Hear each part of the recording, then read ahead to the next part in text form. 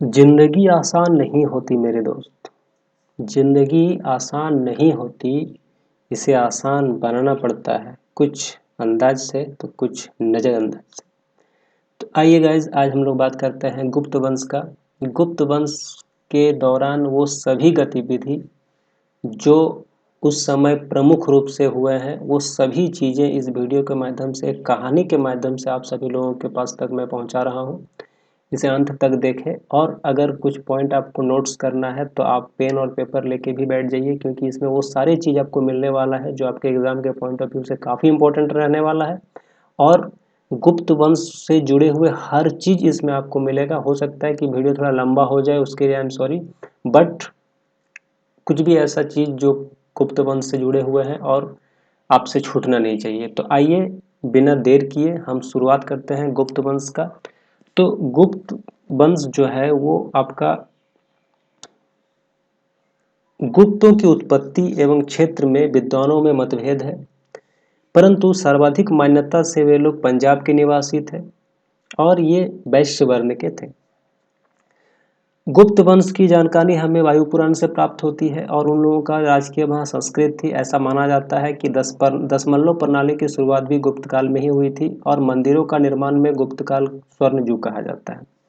प्रारंभिक गुप्ता कुषाणों की सेना में सामंत हुआ करते थे। प्रथम गुप्ता शासक श्रीगुप्ता थे एवं दूसरा घटोत्कच थे। गुप्त काल को भारतीय इतिहास का स्वर्ण युग कहा जाता है।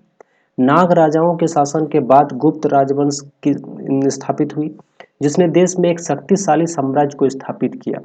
यानी मौर्य शासन काल के बाद गुप्त शासन काल का बहुत ज्यादा इंपॉर्टेंस है। इस वंश के राजाओं में श्रीगुप्त को सम्राट कहा गया है। गुप्त राजवंश का प्रथम राजा श्रीगुप्त हुआ, इसलिए उन्हीं के नाम से ये गुप्त राजवंश का नाम दिया गया। घटोत्कच के बाद चंद्रगुप्त प्रथम राजा बने, जो बहुत ही प्रतापी राजा थे, जिसने महाधिराज की उपाधि प्राप्त की। उसने लिच्छवी राज्य के राज्य कुमारी कुमार देवी के साथ विवाह कर लिच्छवी के सहायता से अपने शक्ति को और ज्यादा बढ़ाया, अपना साम्राज्य को और ज्यादा बढ़ाया। गुप्त साम्राज्य का उदय तीसरी सदी के अंत में प्रयाग के निकट कौशाम्बी में हुआ था। इस वंश का आरंभिक राज्य उत्तर प्रदेश और बिहार था। यहीं से कार्य संचालन करते करते सभी दिशा में बढ़ते गए। उत्तर प्रदेश से मगध तक शासन स्थापित किया। गुप्त राजवंशों का इतिहास, साहित्य एवं पुरातात्विक दोनों से प्रमाण मिलते हैं। इसके अतिरिक्त विदेशी यात्रियों के विवरण से भी गुप्त राजवंशों के बारे में काफी जानकारी प्राप्त होती है। बौद्ध ग्रंथ में आर्य, मंजूश्री, मुकल्प, वसुबंधु चरित्र तथा चंद्रगप परिपृच्छ से भी गुप्त वंश का इतिहास का पता चलता है। ये ग्रंथ आपको याद रहने चाहिए।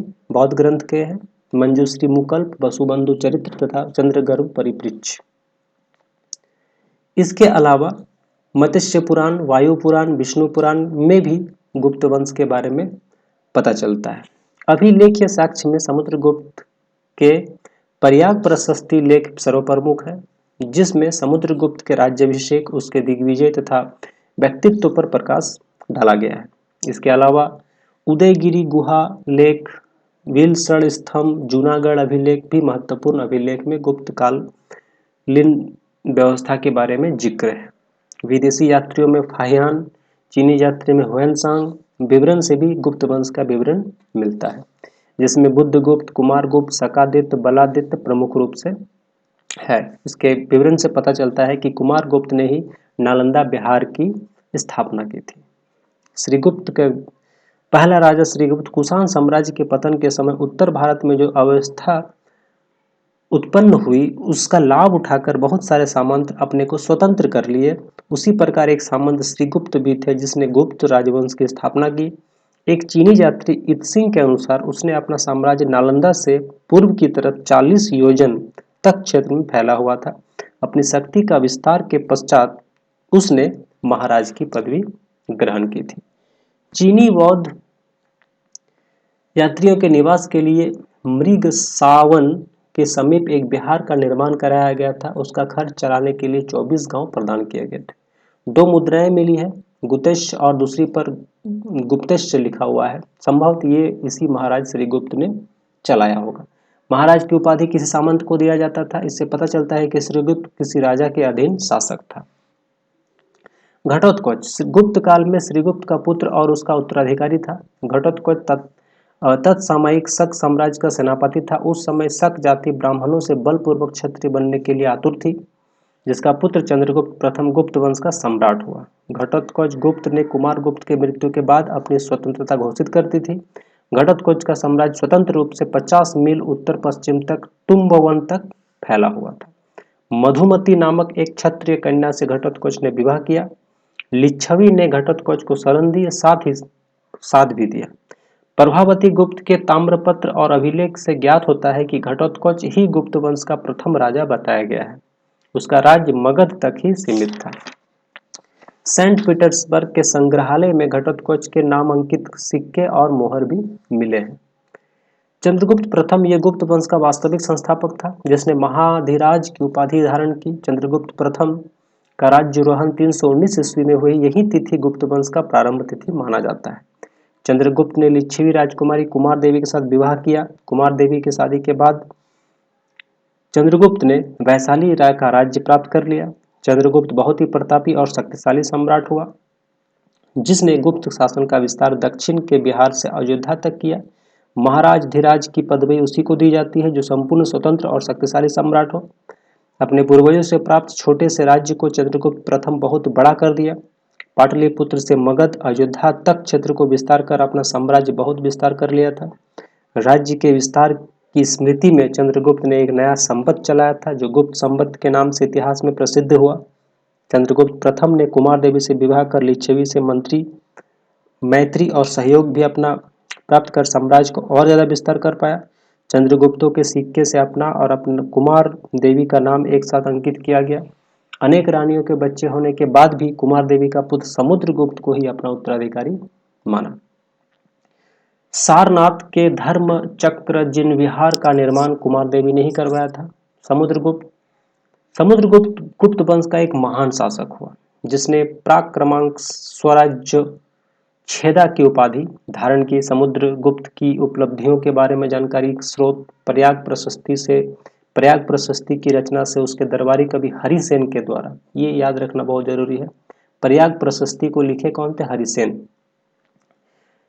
प्रयाग प्रशस्ति एवं सिक्कों से समुद्रगुप्त का 100 युद्धों का विजेता कहा गया है, जबकि अंग्रेजी इतिहासकार बीए स्मिथ ने समुद्रगुप्त को भारत का नेपोलियन कहा है। समुद्रगुप्त की सैनिक उपलब्धियां: आर्यावर्त की विजय, इसने उत्तर भारत के 12 राज्यों को पराजित किया। इन राज्यों को प्रसोदरण नीति अपनाकर अपने राज्य में मिला लिया। मथुरा पर विजय, उत्तरापथ में जीते हुए राज्य में मथुरा भी था, जिस पर उस समय शासन पद्मावत का नाग शासक नागसेन था। समुद्रगुप्त के समय गुप्त साम्राज्य की राजधानी पाटलिपुत्र थी। इस साम्राज्य को उसने कई राज्यों में बांट लिया था। दक्षिणावर्त का विजय, कौशल का महेंद्र, मकांतर का व्याधराज, राल का मंत्रराज, अष्टपुर का महेंद्रगिरी, इन सभी राज्यों को वो जीता। अगर हम बात करें सीमा का, तो बंगाल, ढाका, कामरूप, असम, कूतपुर, हुमायूं, गढ़वाल, नेपाल तक का सीमा गुप्त वंश ने अपना विस्तार कर लिया था। विदेशी राज्य में भारतवर्ष पर एकाधिकार, भारतीय इतिहास में समुद्रगुप्त को दिग्विजय कहा गया है। मथुरा के नागराज, दक्षिण भाग में चेदी महाराष्ट्र, वाकाटक राजा रुद्रसेन, पश्चिम में अर्जुनायन, मालकगण, पश्चिम उत्तर प्रदेश में यौधेय, मद्रगण अपने अधीन कर बाल्टिक राज्य को जमा कर भारतवर्ष पर एकाधिकार कायम किया। इस विजय को समुद्रगुप्त का राज्य उत्तर में हिमालय, दक्षिण में विंध्य पर्वत तक फैला लिया था। समुद्रगुप्त के जो सिक्के थे वो सर्वाधिक सोने के सिक्के होते थे, जिसमें अश्वमेध प्रकार, गुरूर प्रकार, धनुधारी प्रकार, वीणा प्रकार, परशुराम प्रकार इत्यादि छपे होते थे। समुद्रगुप्त के बाद रामगुप्त, जो रामगुप्त है वो समुद्रगुप्त के पश्चात शासक बने। रामगुप्त को प्रमाणित करने के लिए ऐतिहासिक स्रोत निम्न है, जैसे कि बाणभट्ट का हर्षचरित्र, राजशेखर का काव्य मीमांसा। चंद्रगुप्त ने रामगुप्त की हत्या कर गद्दी को हथिया ली और ध्रुव देवी से शादी कर ली। इस प्रकार चंद्रगुप्त द्वितीय, जो विक्रमादित्य कहलाया। चंद्रगुप्त द्वितीय की उपलब्धियों की जानकारी उसके दिल्ली स्थित महारौली के लौह स्तंभ लेख से मिलती है, जिसमें उसका नाम चंद्र मिलता है। समुद्रगुप्त का पुत्र चंद्रगुप्त समस्त गुप्त राजाओं में सर्वाधिक शौर्य और वीरोचित गुणों से संपन्न था। शकों से विजय प्राप्त कर उसने विक्रमादित्य की उपाधि धारण की। वो सकारी भी कहलाया। बहुत ही पराक्रमी शासक था। उसने मालवा, काठियावाड़ इत्यादि साम्राज्य को अपने पिता के राज्य की से और ज़्यादा विस्तार किया। चंद्रगुप्त ने विवाह संबंधों से माध्यम से बहुत सारे राजवंशों के साथ अपने को जोड़ा। नागवंश, राजकुमारी कुबेर नागा, प्रभावती गुप्त, वाकाटक के प्रभावती पुत्री का विवाह वाकाटक शासक रुद्र सिंह से साथ करवाया। यानी कि अपने जो विवाह के संबंधों के साथ भी अन्य अन्य राज्यों को वो जोड़े। चंद्रगुप्त द्वितीय का शक विजय, उसने शकों को भी, रुद्र सिंह तृतीय था जिसने मैत्री पूर्वक उस पर अपना साम्राज्य स्थापित किया। चंद्रगुप्त द्वितीय का जो प्रमुख उपलब्धियां हैं, चंद्रगुप्त ने उज्जैन को अपनी दूसरी एवं सांस्कृतिक राजधानी बनाई। उज्जैन के दरबार में 9 विद्वानों को एक मंडली थी जिसे नवरत्न कहा जाता है। इसमें बराह मिहिर, धनवंतरी, कालिदास, अमर सिंह, छपनक, बेताल भट्ट, वरुचि, घटकर और शंकु थे।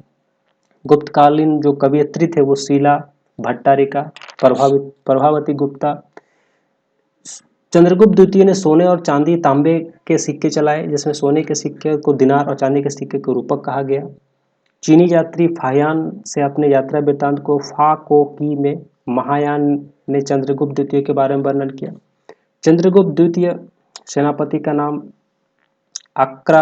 आम्रकार्दब था, जिसे देव और देवगुप्त, देवश्री, विक्रम, विक्रमादित्य आदि नामों से भी उपाधित किए गए। चंद्रगुप्त द्वितीय का शासनकाल इतिहास में बहुत ही महत्वपूर्ण माना जाता है। कुमारगुप्त प्रथम, महेंद्रादित्य सर्वाधिक 16 अभिलेख खुदवाए। इस तरह से कुमारगुप्त के काल में बहुत सारे विदेशी आक्रमण हुए। कुमारगुप्त के बाद स्कंदगुप्त आए।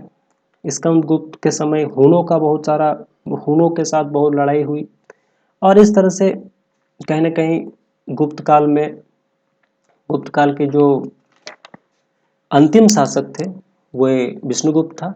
और बाद में गुप्त वंश का जो पतन का प्रमुख कारण है वो पारिवारिक कलह और विदेशी आक्रमण माना जाता है, जिसमें से हूणों का आक्रमण सर्व प्रमुख माना गया है। गुप्त काल के समय मंदिरों का बहुत निर्माण हुआ था। मंदिर का निर्माण नागर शैली, द्रविड़ शैली और बेसर शैली से होता था। नागर शैली जिसमें वर्गाकार गर्भगृह होता था, चबूतरा युक्त मंदिर होता था, मंदिर में समतल छाते होते थे, शिखर होता था, विशाल स्तंभ होता था, बरामदा होता था, प्रवेश द्वार होता था। वो आगे में पशु पक्षियों का आकृति होता था, जैसे कि खजुराहो का मंदिर मध्य प्रदेश में, दिलवाड़ा का जैन मंदिर, कोणार्क सूर्य मंदिर, पुरी जगन्नाथ मंदिर इत्यादि। द्रविड़ शैली का जो होता था वो तोरण द्वार गोलाकार होता था, गर्भगृह, जैसे कि राजेश्वर मंदिर, कांची का कैलाशनाथ, महाबलीपुरम, कुंभकोणम, चिदम्बरम। बेसर शैली का जो होता था वो जैसे हलवेदी का होयसलेश्वर, यहसोल का मंदिर, पतकड़ मंदिर। गुप्तकालीन मंदिर बहुत ज़्यादा प्रसिद्ध है। गुप्तकालीन चित्रकला जैसे कि अजंता, गुप्तकालीन साहित्य में भी बहुत ज़्यादा, जैसे कि नारद स्मृति, बृहस्पति स्मृति इत्यादि प्रमुख है। इस प्रकार से गुप्तकालीन जो विज्ञान है वो आर्यभट्ट, जिन्होंने शून्य का आविष्कार रखा है, दशमलव का आविष्कार, 22/7 पाई का आविष्कार, चंद्र ग्रहण, सूर्य ग्रहण का सिद्धांत गुप्तकालीन विज्ञान, गुप्तकालीन इतिहासकार के माध्यम से ही हुआ है। बराह मिहिर जो कि बहुत बड़े गणितज्ञ और ज्योतिष थे, रोमक और पोलिस का सिद्धांत उन्होंने दिया, पंथ सिद्धांतिका दिया, बृहद सिद्धांत, ब्रह्मगुप्त जो कि खगोल शास्त्री थे। गुप्तकालीन सैनिक व्यवस्था बहुत ही उच्च किस्म की होती थी।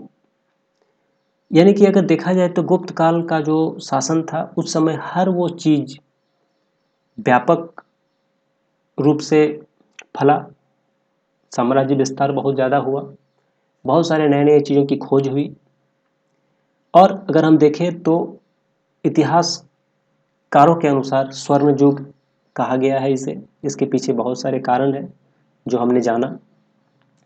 तो अगर गुप्त काल के संबंधित और कुछ सवाल आपके मन में है तो कमेंट में बताएं, मैं वहाँ पर कोशिश करूँगा उन सभी चीज़ों का जवाब दे पाऊँ। अगर वीडियो पसंद आए तो सब्सक्राइब करें, लाइक करें। Thank you.